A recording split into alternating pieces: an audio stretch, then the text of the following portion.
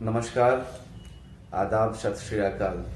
आज हम बात करेंगे एंटी राइट्स बिल के ऊपर। आज फिर हमारे दोस्त जो कि फिर अभी स्क्रीन से गायब है, उनको कुछ दिखाई नहीं देता है। इनको बताने के बाद भी कुछ ऐसा ही, तो कभी कभी मैं सोचता हूँ इनको इस तरीके से खिंचाई कर दिया करूँ ताकि लाइव हमेशा लोग भी देखेंगे और इनको भी समझ में आएगा। रिकॉर्डेड एक वीडियो रहेगा तो मेरा आज का जो चर्चा रहेगा निगारिश, हिदायतुल्लाह निगारिश, जो कि एडवोकेट हैं, मेरे फ्रेंड भी है, इससे पहले भी बताया था कि एंटी राइट्स बिल के ऊपर जिस तरीके से हमेशा जो राइट्स होती है, चाहे वो किसी कम्युनिटीज़ या रिलीजन को लेकर के हो, और उसकी गिरफ्त जिस तरीके से होनी चाहिए, जो एग्जीक्यूशन है राइट्स के ऊपर, जो बिल्स वगैरह बने, यूएपीए हो या एनएसए हो, और उसके एक्ट्स के तहत क्या सही मायने में सही लोगों को पकड़ा जाता है, क्या उनका ट्रायल होता है, और उस हिसाब से इंसाफ क्या मिलता है जो भी दंगा पीड़ित हैं। चाहे वो गुजरात की राइट्स की हम बात कर लें, 2002 में हुआ था, या सिख राइट्स की बात कर लें, बहुत ऐसे राइट्स हैं जिसको आप जानते होंगे। तो क्या दंगा पीड़ित जो भी होते हैं लोग, जो परिवार है, उसको इंसाफ मिलता है?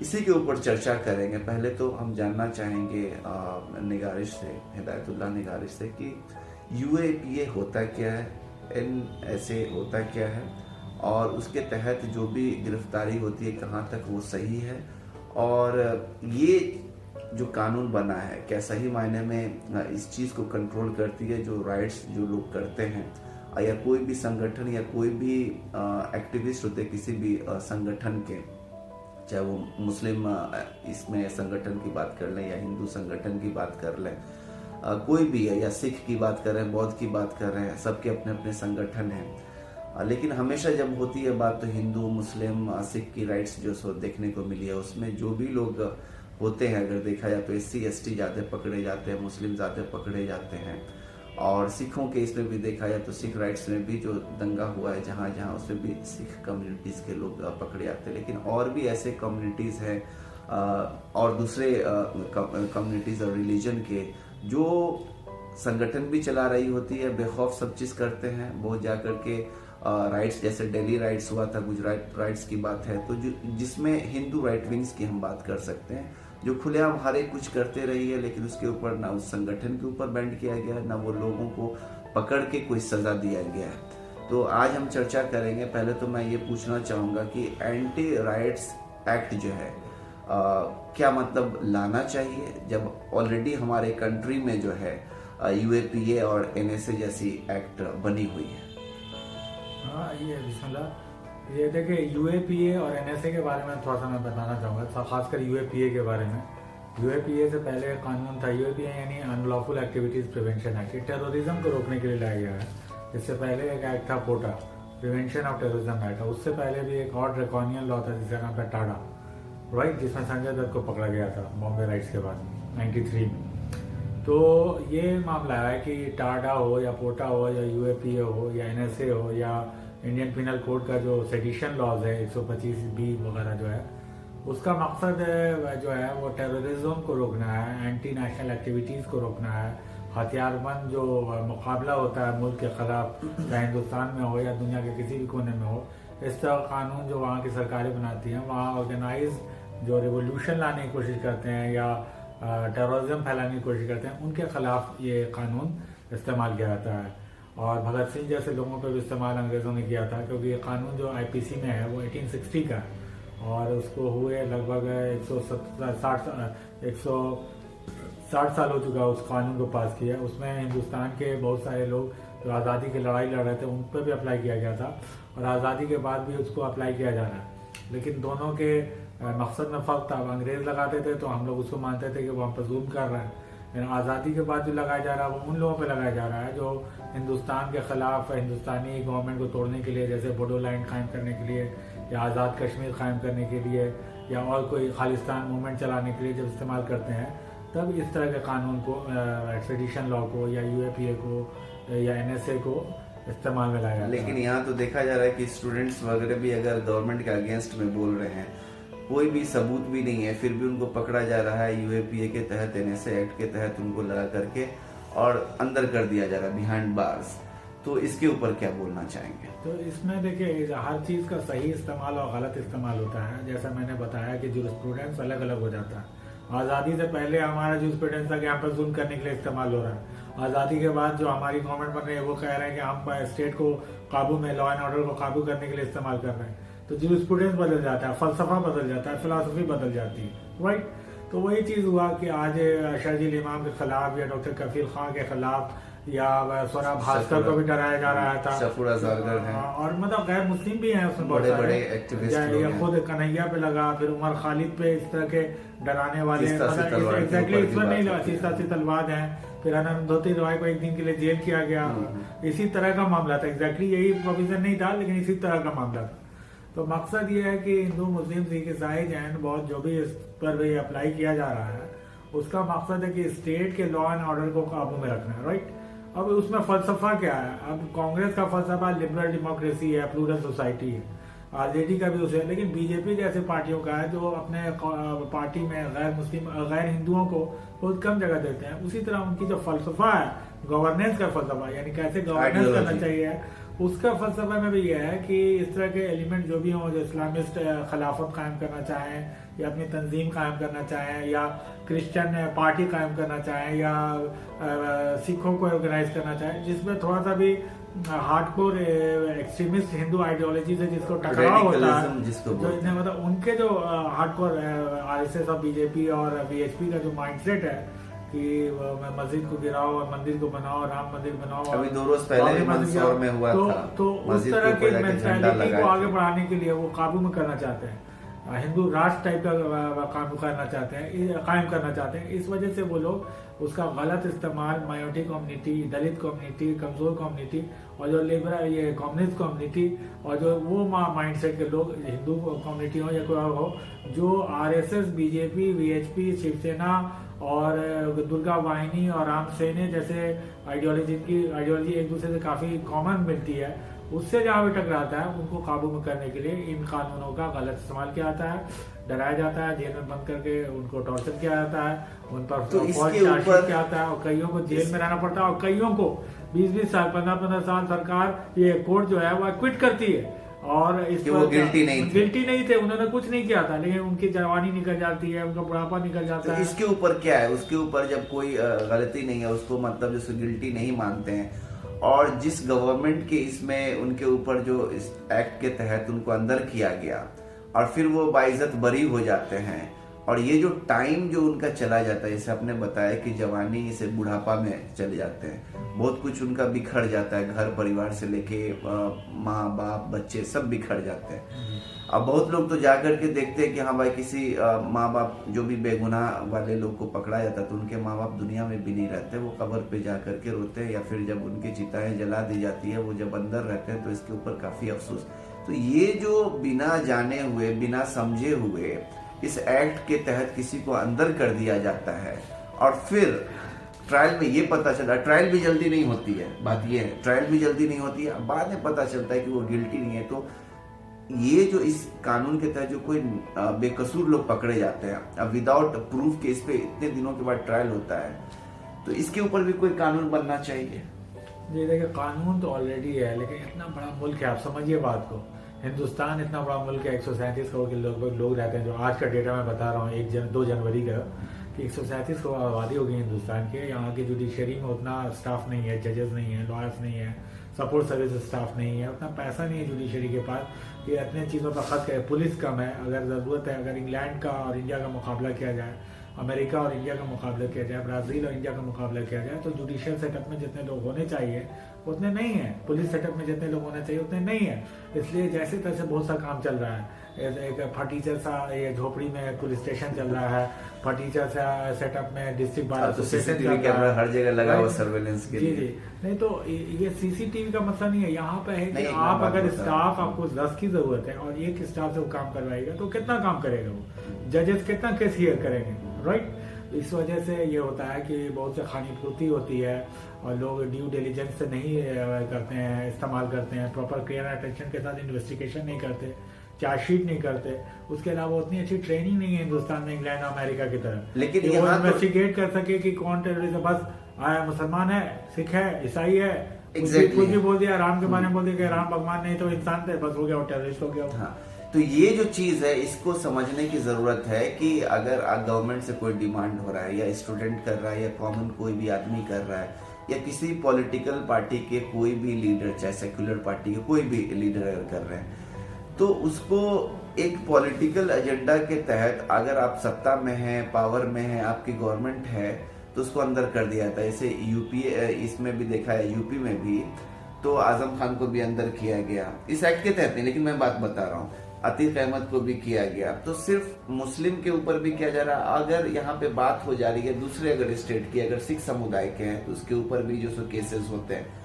अगर दिल्ली में बात किया जाए आपका, तो उसमें भी जैसे कुछ लीडर्स को किया गया था। लेकिन बात हो रही है खुल्लम खुल्ला, जब एक पार्टी हर एक कुछ कर रही है और सब पूरे हिंदुस्तान के लोग देख रहे हैं, उसके अगेंस्ट भी खड़े हो रहे हैं, और गवर्नमेंट के अगेंस्ट में जा करके हर एक कुछ मतलब जो सो बेखौफ होकर के बोल रहे हैं, फिर भी जो सो मीडिया उसको नहीं दिखाती है और उसका ट्रायल नहीं होता है। अभी मैं पहले ही बताया कि मंदसौर में भी ऐसे ही हुआ कि 2 रोज पहले 3 रोज पहले जा करके मस्जिद पे ये हिंदू राइट विंग्स के लोग झंडा अपना लगाए, और ये पहले भी देखा गया, लेकिन ना इस संगठन को बैंड किया गया और ना लोगों को किया गया। और अब जब जो ये एक्ट के तहत अगर दूसरा तीसरा, जैसे आपने बताया कि कोई दूसरे कम्युनिटी के रिलीजन के होंगे, फौरन उस पर एक्ट लगा दिया जाता है। बाद में पता चलता है कि वो गिल्टी नहीं है। तो मान लिया कि ठीक है, आप जितनी भी बातें आपने बताई कि डिले होता है, स्टाफ कम है, या फिर जो सो समय नहीं रहता है, या ट्रेनिंग वैसी नहीं दी जाती है, मैं समझता हूँ। हालांकि ये दावा रहता है हर एक कंट्री का कि भाई सब कुछ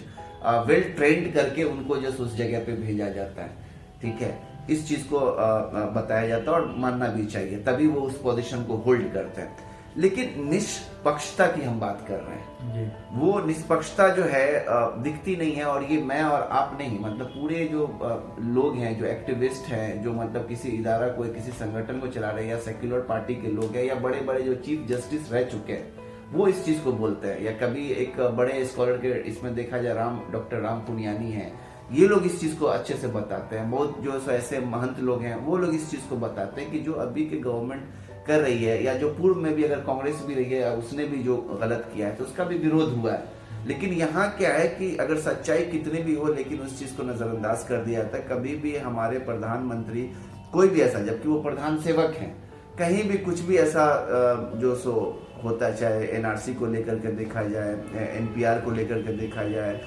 जीएसटी में भी हंगामा हुआ था, फिर नोटबंदी में भी हुआ था, उसके बाद अभी किसान बिल को लेकर के सिर्फ पार्टी बोलती है, उसके फायदा बताती है, लेकिन वहां पे जाकर के जहां पे संघर्ष लोग कर रहे होते हैं, जहां पे लोग खड़े रहते हैं, जहां पे प्रोटेस्ट करते हैं, वहां पे जाकर के नहीं बोलते हैं। प्रधानमंत्री किसी से नहीं मिलते हैं, सिर्फ और सिर्फ उनके पार्टी और उनके दल के जो लोग हैं बदनाम करने की कोशिश में लगे रहते हैं, चाहे वो कोई भी प्रोटेस्ट हो, और अपने ही देश के लोग, ऐसे नहीं कि बाहर के हैं। तो इन सब चीजों के ऊपर मैं बोलना चाह रहा हूँ कि क्या गवर्नमेंट भी चूक करती है, या गवर्नमेंट भी अगर निष्पक्षता नहीं दिखाती है, तो इसके ऊपर क्या होना चाहिए? प्रोटेस्ट तो फिर चलता ही रह जाएगा। गवर्नमेंट अगर नहीं ले रही है एक्शन पॉजिटिव वे में, तो ये प्रोटेस्ट चलता रहेगा। इसका फायदा क्या है? या एक्ट भी बन गया है, लेकिन अब किसी गलत आदमी को पकड़ रहे हैं, बाद में पता चलता है कि वो गिल्टी नहीं है। तो इसका कुछ तो भुगतान होना चाहिए कि उसका इतना मतलब जो है सो एक जो टाइम उसका जो एक देखा जाता है 10 साल 15 साल या 20 साल जो लगा है, इसका क्या है? आप कहीं पे भी कुछ होता है तो उसका एक मुआवजा देते हैं ना भाई जी। तो ये एक ह्यूमन का जो है इतना बड़ा एक लॉस होता है। वो अपने घर परिवार थोड़ा फ्रेम में आ जाओ भाई, देखते हुए स्क्रीन में फिर भी नहीं समझते, सोते रहते हो। तो मेरा ये कहने का मतलब है कि इस चीज को समझना चाहिए कि आप एक किसी इंसान के साथ इस तरह की गलती कैसे कर रहे हो। दोबारा नहीं हो, चलिए 1-2 बार का ऐसा है, लेकिन बार बार देखा जा रहा है। और वहीं पे आपके पॉलिटिकल लीडर्स अगर होते हैं तो तुरंत उसका मामला जो सो रफा दफा कर दिया जाता है कोर्ट से। अगर आप गवर्नमेंट में तो वो देखा गया।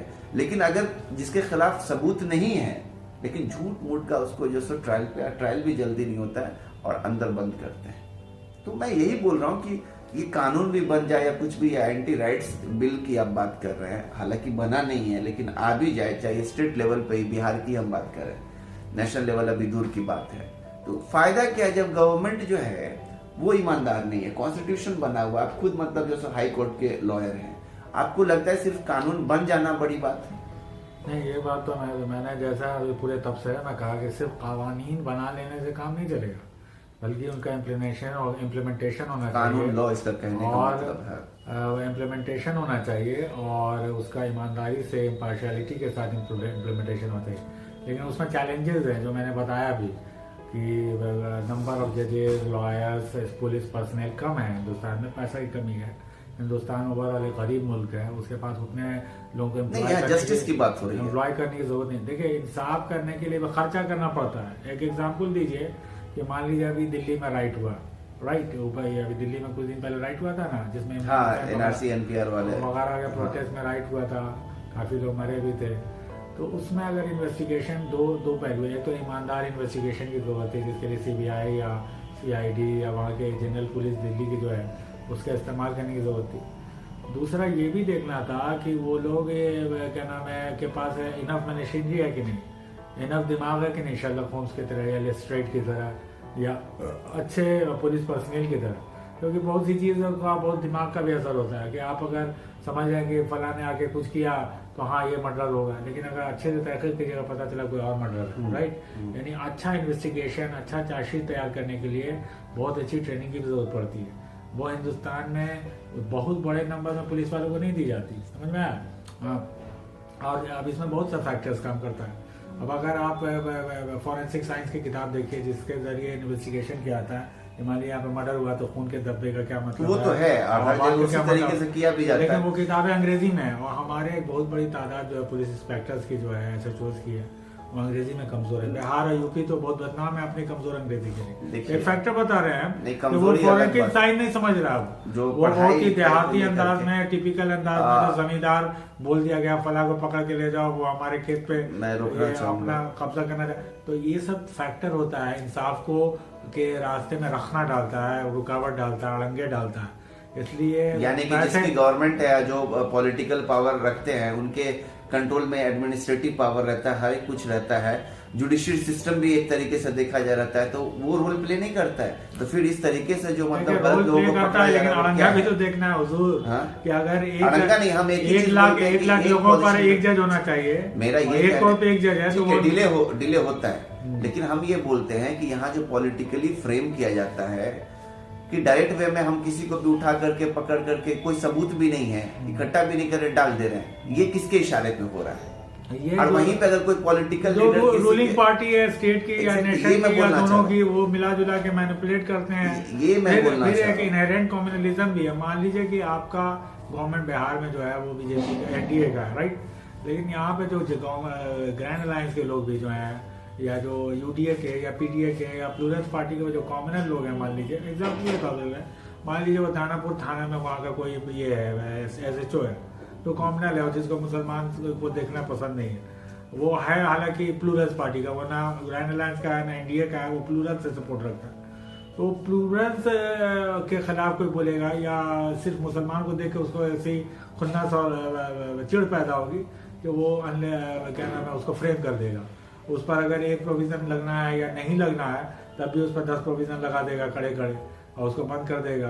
और वो बहुत से गैर कानूनी भी काम करेगा कि उस पर चार्जशीट फाइल करने में देर करेगा, उसका FIR ये देखा जाता है। और पूरा दुनिया में बन गया है। दुनिया में जो सेकंड वर्ल्ड और थर्ड वर्ल्ड है ना, जो गरीब मुल्क होता है, गरीब इलाका होता है, कम पढ़ा लिखा इलाका होता है, इस सब में फ्यूडल मेंटालिटी ज्यादा होती है। मैंने बिहार UP क्यों कहा, क्योंकि ये गरीब है, मारू राज्य बिहार UP राजस्थान, जबकि कर्नाटका में, तमिलनाडु में, अमेरिका में, ब्राजील में, और खासकर उन इलाकों में अमेरिका और ब्राजील में जहाँ वहाँ के लोग अमीर तबके के लोग होते हैं, उनको उतना दबाना आसान नहीं होता। वो फॉरेन लॉयर कर देंगे, फॉरेन NGO के पास चले जाएंगे, फॉरेन मीडिया के पास चले जाएंगे। लेकिन आम आदमी जो दानापुर में रह रहा है, मान लीजिए उसका नाम कुछ है, समीन है, इब्राहिम है, जो मान लीजिए कि नॉन मैट्रिक है, वहाँ पे ये पेट्रोल पंप चला रहा है, ये चला रहा है, पंक्चर बनाने वाली दुकान चला रहा है। अब उसको वो रैंडमली पकड़ लिया क्योंकि वहाँ पे कोई मर्डर हुआ था, रैंडमली पकड़ के ले गया और उसका नाम सुना, अरे यही तो बोल समीम नाम है, इब्राहिम नाम है, ये जो जरूर ये कोई टेररिस्ट या कोई गुंडा होगा। तो उसका माइंडसेट वैसे ही बनाया गया बचपन से कि जितने मुसलमान होते हैं वो टेररिस्ट होते हैं, गुंडे होते हैं। ये उनके माँ बाप ट्रेनिंग दे रहे हैं, समाज ट्रेनिंग दे रहा है, मीडिया ट्रेनिंग दे रहा है, माँ बाप कभी भी किसी को गलत ट्रेनिंग नहीं दे रहा। हाँ, पॉलिटिकल पार्टी गलत संगठन से जुड़ जाते हैं। पॉलिटिकल पार्टी में कौन रहता है? इंसान ही ना रहता है। माँ बाप माँ बाप होते हैं, बच्चे होते हैं। पहले समझा जाए पार्टी संगठन में जाकर के, ये बात सही है, लेकिन कोई भी माँ बाप गलत, हाँ कट्टरपंथी है वो जो एक सोच है किसी केस में वो बताना लगा, लेकिन कोई माँ बाप ये नहीं बोलता जाकर के किसी भी मंदिर मस्जिद को तोड़ करके और जाकर के वहाँ पे झंडा लगाओ। कहीं पे कोई माँ बाप नहीं बोलते किसी भी लड़की को पकड़ करके जाकर के जबरदस्ती आप रेप करो, कोई माँ बाप नहीं बोलेगा, कितना भी खराब मेंटेलिटी का क्यों नहीं हो। लेकिन ये माहौल, जो माहौल मिलता है, बाहर में जाते हैं, कोई ऐसे संगठन से जुड़ते हैं वो लोग, या फिर उनके अपने ही सर्कल होंगे, ये भी हम नहीं बोल सकते कोई संगठन या कोई जो है पॉलिटिकल पार्टी, उनके अपने खुद के सर्कल हो सकते हैं जो खराब मेंटेलिटी के। एक बात, दूसरी बात मैं ये बोलना चाह रहा हूँ, जैसे बताए कि हाँ भाई कि मतलब जैसे टाइम लगता है, सारा ट्रेनिंग वगैरह सही से नहीं है, ये चीज़ को मान रहे कहीं है, मतलब बहुत खुले तौर पे आप नहीं बता रहे हैं। एक एडवोकेट हो सकते हैं इस वजह से, एडवोकेट होने के नाते, लेकिन मैं ये बोलना चाहिए कॉमन आदमी के नाते कि अगर जब लॉ बना है तो उसका एग्जीक्यूशन सही से होना चाहिए, और जिस जगह पे है, चाहे वो एडवोकेट हो, चाहे वो मतलब एडमिनिस्ट्रेटिव के IAS हो, IPS हो, SSP हो, DGP हो, कोई भी हो, वो पढ़ लिख करके अपनी योग्यता साबित करके उस जगह पे जाते हैं। ये मत बोलिए कि हाँ वहाँ पे जो इसकी कमी होती है, या फॉरेंसिक लैब की भी अगर बात करें, वो जो टेस्ट होता है तो वो लोग भी वहाँ पे जो हैं उनके पास वो योग्यता, तभी वो वहाँ पे हैं। तब है कि अगर जस्टिस नहीं मिल पाता है तो मेरा एक ही चीज बोलने का है कि जो इंडिपेंडेंट बॉडी है, CBI है, ED है, या कोई भी है, फोरेंसिक वाले हैं, इन लोगों को आप छूट नहीं देते, वो कहीं ना कहीं पॉलिटिकल पावर और उस प्रेशर के अंडर में काम करते हैं। आप इस चीज को समझिए। नहीं तो अगर उनको इंडिपेंडेंट छोड़ दिया जाए कि पार्टी या पॉलिटिकल पार्टी या जो भी गवर्नमेंट जिसकी भी रहे, लेकिन इसके ऊपर दबाव नहीं पड़ेगा। लेकिन चाहे वो किसी कांग्रेस की हुकूमत हो, NDA की हुकूमत हो, हमेशा देखा जाता है कि उसके अंडर में, उसके प्रेशर के अंडर में रह करके काम होता है, उसके अंडर में। तो मेरा यही कहने का मतलब है कि इस चीज को समझने की जरूरत है। और कहीं पे भी, क्योंकि एंटी राइट्स केस पे हम लोग बात करेंगे तो बहुत ज्यादा समय लग जाएगा, क्योंकि कभी AMU को टारगेट किया जाता है, कभी JNU को टारगेट किया जाता है, कभी जामिया को टारगेट किया जाता है, और ये जितने भी हैं यूनिवर्सिटीज, कॉलेजेस, या हमारे मुल्क के अंदर में, तो कहीं से भी मुझे नहीं लगता कि जो टारगेट हम लोग करते हैं किसी भी कॉलेज के स्टूडेंट्स को, या टारगेट हम करते हैं कॉमन कोई भी आदमी जो गवर्नमेंट के अगेंस्ट में करता है, उसके ऊपर फिर जो एक्ट सब हम लगा देते हैं, फिर पता चलता है कि वो गिल्टी नहीं है। तो ये सब चीज़ों को समझना चाहिए। हमारे जो काबिल दोस्त हिदायतुल्लाह निगारिश जो वो बता रहे थे, वो एडवोकेट हैं, तो बहुत सारी चीज़ों को वो खुल करके नहीं, क्योंकि कानून के दायरे में, और मैं जो भी बता रहा हूँ तो इस चीज़ को समझते कि जो सही है एक कॉमन आदमी के नाते, वो मैं बता रहा हूँ कि गवर्नमेंट इस चीज़ को देखे। कर्व तभी होगा जब गवर्नमेंट खुद में जो सो ईमानदार रहे, कोई भी गवर्नमेंट हो, चाहे वो कांग्रेस की रही हो या फिर अभी NDA की गवर्नमेंट हो, स्टेट में डील कर रही हो या फिर नेशनल लेवल पे कंट्री को देख रही हो। तो आप अपने चीज़ों को आप समझिए, आप इस चीज़ को समझते हुए कि आपकी जिम्मेदारी क्या है। सिर्फ ऐसा बोलेंगे हिंदू मुस्लिम को लेकर के कहीं पे भी आप दे रहे हैं, चाहे वो हमारे प्रधानमंत्री हो, गृह मंत्री हो, कपड़ों से पहचानने की बात करेंगे, या कहीं पे भी है कि भाई वोट का जो ऐसा बटन जो है EVM का दबाइए वोटिंग के लिए, ऐसा फिर करंट जो शाहीन बाग में लगे, तो ये सब चीज़ घृणा जो है रिलीजन और कम्युनिटीज़ के बीच में पैदा करती है। और इससे क्या होता है, आने वाले कल में जो आने वाले जो नस्ल है उसके ऊपर काफ़ी ज़्यादा इसका असर पड़ता है, और इससे देश विश्वगुरु नहीं बनेगा। और कर रहे हैं, जब तक आप सत्ता में हैं तब तक आप इस तरीके का खेल खेलते हैं और इस तरीके से जो है किसी की ज़िंदगी बर्बाद करते हैं, तो मुझे लगता है कि ये गलत है। लोगों को भी समझना चाहिए, सारे लोगों को एकजुट होना चाहिए। जहाँ कहीं पे भी अगर लग रहा है कि गलत हो रहा है, तो चाहे वो सरकार कर रही है, तो आप उसके खिलाफ में आप प्रोटेस्ट कर सकते हैं, यही लोकतंत्र है।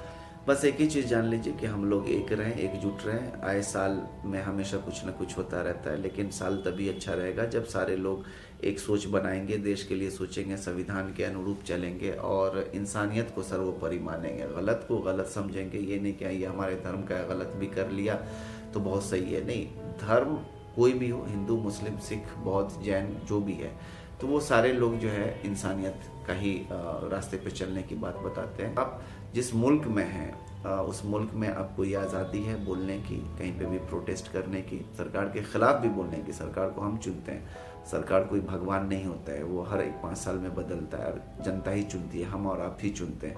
तो किसान का भी अभी चल रहा है ये मुद्दा। तो मुझे लगता है कि सरकार को सुनना चाहिए। कभी भी ये प्रोटेस्ट होता है आप जाइए बीच में, लोगों के बीच में जाइए। आप डर क्यों रहे हैं, लोगों से डर क्यों रहे हैं, लोगों के बीच में क्यों नहीं जा रहे हैं, लोगों से जो उनके सवाल हैं या जो आप बता रहे हैं कि हाँ ये बिल सही है, हर एक बार बताते कि ये बिल सही है, ये बिल सही है, सिर्फ खुद आपके दल के लोग या आप सत्ता में तो आप बता रहे हैं। लेकिन ये जो प्रोटेस्ट हो रहा है वो इसी देश के हैं। लाखों लाखों के इसमें हर एक जगह, हर एक प्रदेश में अगर हुआ NRC, CA, NPR को लेकर के या भी किसान बिल को लेकर के बदनाम करने के लिए जो गोदी मीडिया एक्टिव हो जाती है या फिर कोई भी IT सेल के लोग, इसके ऊपर क्यों नहीं कार्रवाई होती है? ये क्या माहौल को सही कर रहे हैं? नहीं पता है गवर्नमेंट को या सरकार को कि ये लोग हमारे अपने हैं और जो लोग हैं उनके बीच में जाया जाए, उनसे पूछा जाए, उनके बीच में जाकर के उनके तकलीफ को सुना जाए। लेकिन ये आप नहीं करते हैं। तो इन सब चीज़ों को समझने की ज़रूरत है सरकार को भी और जनता को भी।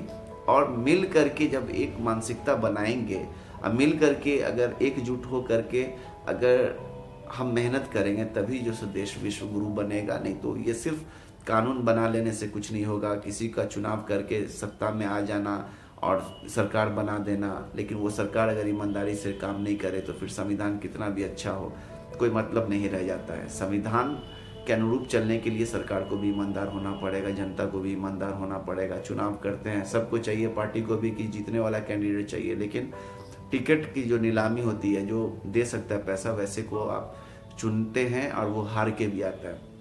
अधिकतर देखा गया है। जनता को भी चाहिए कि ईमानदार जो है सो उनके विधायक हो, सांसद हो या कोई भी हो, लेकिन पता चलता है कि वोट भी देंगे तो वो नोट लेकर के। तो पहले चेंजेस सबके अंदर, खुद पहले अपने अंदर देखें तब जा कर के होता है। सिर्फ चाहत रखें और उसके बाद खुद में ईमानदारी नहीं, और खुद जो है सो आप बेहतर सोच लेकर के बेहतर लोगों के साथ जुड़ करके उनको मजबूती दे करके वहाँ तक, उस मकाम तक पहुँचाएँ, ये आप लोग नहीं करते। तो सबकी मतलब गलती है, यहाँ पे लोगों की भी गलती है, पार्टी चलाने वाले की भी गलती है और सरकार में जो सत्ता में उनकी भी गलती। तो सब लोग पहले खुद में ईमानदार हों, देखें और देश को प्राथमिकता दें, इंसानियत को प्राथमिकता दें, भले जिस धर्म के भी हों। और नहीं अगर इंसानियत को देते हैं तो कोई धर्म के नहीं है, नहीं संविधान को मानते हैं तो इस देश के आप नहीं हैं।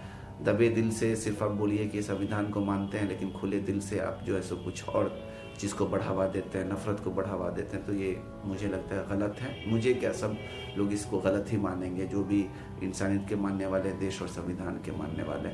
आगे और भी चर्चा होगी और भी कुछ नए टॉपिक पे। अभी तो एंटी राइट्स के ऊपर मैं बात कर रहा था और उसके बिल और उसके एक्ट के ऊपर। हालांकि एंटी राइट्स के ऊपर कोई ऐसा कानून ना राज्य में है या ना राष्ट्रीय स्तर पे है। इसके ऊपर एक होनी चाहिए ऐसे लोग और ऐसे संगठन जो सत्ता में, पावर में जो है, और उसके लोग जा कर के कहीं मस्जिद को तोड़ रहे हैं, कहीं मंदिर को गिरा रहे हैं या कहीं कुछ भी कर रहे हैं या गुरुद्वारा में घुस रहे हैं, कुछ गलत करते। तो ऐसे ऐसे लोगों को कम से कम 50 साल 100 साल के लिए अंदर कर देना चाहिए। पर्टिकुलर जो वो लोग हैं किसी भी संगठन के, या फिर संगठन का जो पास्ट रिकॉर्ड है देखना चाहिए कि ये अब तक देश को आगे बढ़ाने के लिए क्या किया या देश में नफरत फैलाने के लिए जो काम करती रही है। अगर ज़्यादा अगर देश में नफरत फैलाने के लिए तो ऐसे संगठन को बैंड कर देना चाहिए परमानेंट। तो ये भी चीज़ देखा गया कि नहीं, पर्टिकुलर अगर कहीं पे पर्टिकुलर रिलीजन के संगठन है तो उस पर सब कानून बन जाता है, शिकंजा से कसा जाता है, उसको बैंड भी किया जाता है। लेकिन जो लोग हमेशा से इसमें रहे हैं और कल्प्रिट हैं, हमेशा से पकड़े जा रहे हैं, फिर भी जो है सो उसके ऊपर कुछ नहीं हो रहा है। तो इसके ऊपर जो है सो आवाज़ बुलंद करने की ज़रूरत है, लोगों को बताने की ज़रूरत है, जागरूक होने की ज़रूरत है, स्वयं सरकार को भी ईमानदार होने की ज़रूरत है। देखिए, सत्ता में आने के लिए एक दल दूसरे दल से संघर्ष करे वो चलेगा, लेकिन देश के अगेंस्ट में कोई काम करे कोई भी दल या कोई भी लोग, ये मुझे नहीं लगता कि सही है। और गलत का सिर्फ आप देश को प्राथमिकता न दे करके दल को अगर या किसी व्यक्ति को विशेष को जो है सो आप दे रहे हैं इम्पोर्टेंस, तो ये भी गलत है। सही व्यक्ति का चुनाव कीजिए। सही सरकार में जो भी आते हैं, सरकार का तो चुनाव ही किया जाता है कि हाँ भाई वो काम करे देश के लिए, तो सरकार को भी सही सिर्फ नीति नहीं बनाए, नीति बनाते हुए उसके ऊपर ईमानदारी से काम भी कराए। कानून सिर्फ नहीं बने, बिल सिर्फ पास नहीं हो, ईमानदारी से काम उसके ऊपर भी हो। और जब बिल अगर लगता है कि हाँ उसका विरोध हो रहा है तो वहाँ उस जनता के बीच में जाकर के स्वयं सुने भी। इसी के साथ आज का जो ये विषय है इसके ऊपर जो चर्चा हुई है आप लोग समझिए, शेयर भी कीजिए, लोगों को बताइए भी, लाइक भी कीजिए, कमेंट अगर कर सकते कीजिए, और दूसरे टॉपिक पे भी हम लोग ये सब बात करने की कोशिश करेंगे। जो भी टॉपिक है वो भी टॉपिक आप दे सकते हैं, हम लोग उसके ऊपर स्टडी करके देखेंगे। ठीक है, नमस्कार, जय हिंद, सत श्री अकाल।